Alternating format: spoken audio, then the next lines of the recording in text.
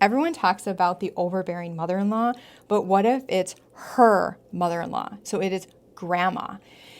Here is Madison's story. My husband's grandma ruins every family event. She constantly is calling for my child's attention, follows him around nonstop to the point where he asks me, Mom, can I go to bed? He goes in there, hides out until great grandma leaves, and then he comes back out and plays like a normal kid. We live states away, so she demands frequent FaceTime calls as if she is grandma because she doesn't want him to forget her face. And now sadly, we are moving back to our hometown, so I need to have boundaries set in place because this is too much. My father-in-law enables everything she does. My mother-in-law has no boundaries with her, so it's all gonna fall on me. I'm thinking about limiting contact because every visit makes me so uncomfortable because our child gets very overwhelmed.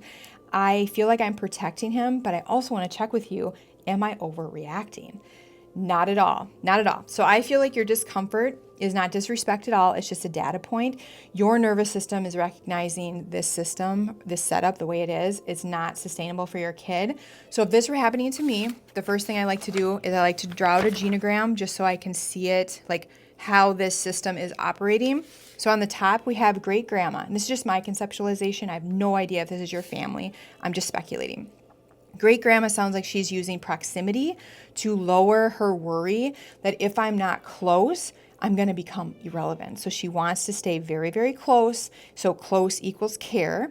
Then we have father-in-law who probably his whole life has worked on keeping his mom calm, which is great grandma. And then we have mother-in-law who fawns or freezes, no boundaries. What I see here is a drama triangle up top. We have the mom who is putting a lot of pressure on this system, your father-in-law who avoids and probably puts all the pressure on his wife, your mother-in-law, to absorb it all. I'm just kind of seeing a little triangle there. Then we go down to the next generation, which is you and your husband trying to figure out how do we survive this system and protect our child. But you can see that all the energy is going up to tiptoe around great grandma.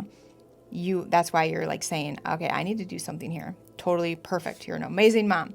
What I would do is structural boundaries, not emotional ones. And I would focus on shorter visits, a start time, an end time, no non-supervised things. I wouldn't worry about explanations. My boundary is basically, if I see my child overwhelmed, overstimulated, I pluck him out.